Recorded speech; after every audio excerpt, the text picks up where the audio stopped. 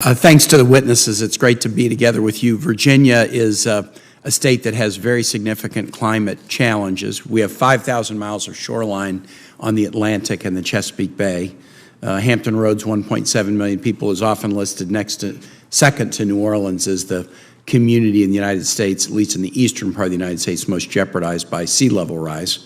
And in Appalachia, where the topography of these narrow hollows with streams at the bottom of them often lead to really significant storm events that wipe out infrastructure, wipe out people's homes. Interestingly, the rainfall in Appalachia on an annual basis isn't changing. It's just that it's coming much more episodically and violently, which poses real risks to infrastructure. So on this hearing on infrastructure, I'm kind of focused on three kinds of infrastructure in Virginia. First, climate affects the existing infrastructure road, the main road into the Norfolk Naval Base, our bridges, and when there's damage to that infrastructure, we've got to rebuild.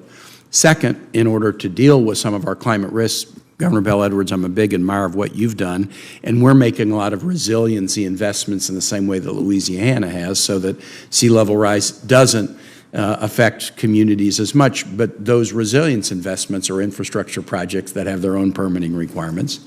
And finally, Virginia is really finally embracing kind of clean energy with offshore wind, significant solar deployment, which requires its own infrastructure, particularly in the transmission space.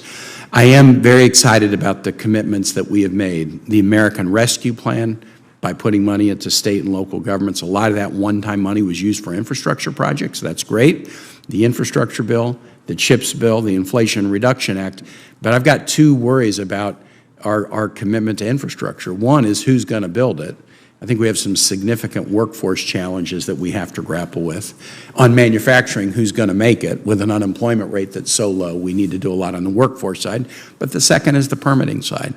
And I wanted to ask your opinions about this, if witnesses have opinions, and maybe, Mr. Hurd, I would suspect you might have looked at this more closely than others. When we were talking about the Inflation Reduction Act last summer, there was a proposed 90-page permitting reform bill, and 85 pages of it was permitting reform, and then 5 pages of it was saying, but Mountain Valley Pipeline doesn't have to apply, doesn't have to go through any of this reform. I opposed the 5 pages at the end because I thought if we're going to fix our permitting process, then let everybody meet the standards. This is bad. Congress is now sounding the alarm over the next spending bill. Top House leaders have made it clear that they do not want to pass any continuing resolution that will last more than a few days. Senate Minority Leader Chuck Schumer has warned that this may affect many Americans financially.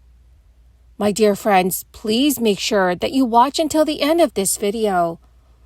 Also, to say thank you for being part of this community, I will be announcing several winners for the Walmart gift card giveaway.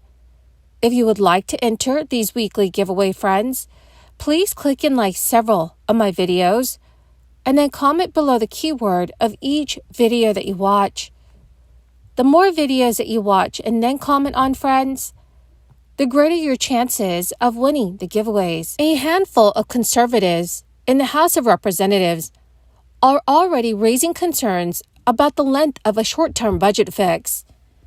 This news comes after House Speaker Kevin McCarthy said on Monday night that Republicans would need to pass a measure extending current spending levels in order to have more time to negotiate spending bills. And this would ultimately avert a government shutdown.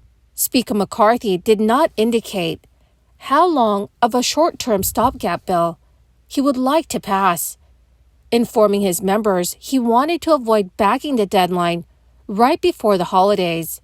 But some House conservatives are already making it clear they may not go along with any so-called continuing resolution that is more than a few weeks or even days.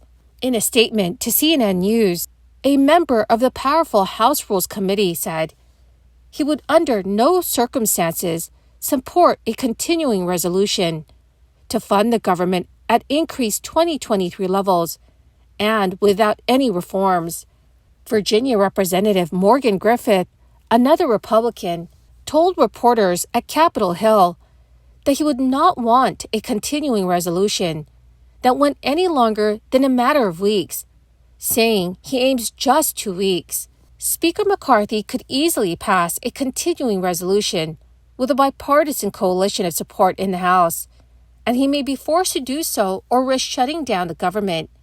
In an early sign of the headwinds facing negotiators before the August recess, House leaders chose not to bring an agriculture spending bill to the floor, after conservatives insisted on another $8 billion in cuts. So House leaders still have 11 appropriations bills to pass on the floor, and that's before they get to conferencing them with the Senate. This has moved its bills out of the committee with bipartisan support and at a much higher funding level. So in his pitch to members on Monday night, Speaker McCarthy tried to rally party unity, telling his conference that the Senate was passing its bills by huge bipartisan margins.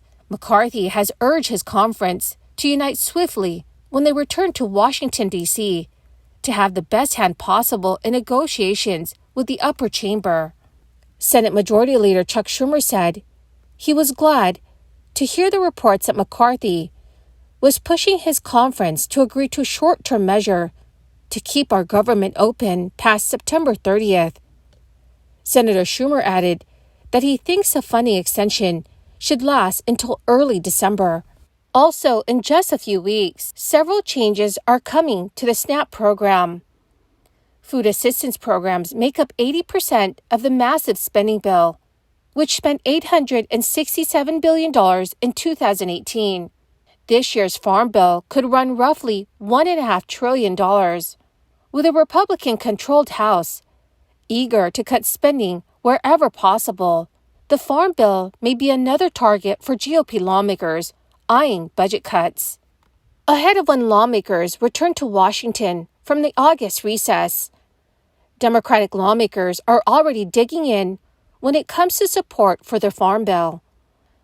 But beginning on September 1st, under the Fiscal Responsibility Act, which was signed by President Biden in June, the age range requirements for the program will expand. Starting September 1st, childless workers who are under the age of 50 will be required to show they are working 80 hours or more a month, pursuing an education or a training program in order to qualify for SNAP benefits. Also, age requirements will be expanded for people up to age 52 on October 1st. Then it will expand to age 54 on October 1st, 2024. Homeless, veterans, or youth ages 18 to 24 who age out of foster care are exempt from these requirements. And according to the officials, you do not need to meet the work requirements. You will only be eligible for SNAP for 3 months of benefits in a 3-year period. Well, my magnificent and most marvelous friends, that is the end of my daily stimulus update video for this Thursday.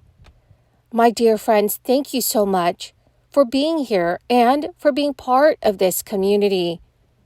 To say thank you and to show my appreciation, I will be announcing winners every Friday for the Walmart gift card giveaway.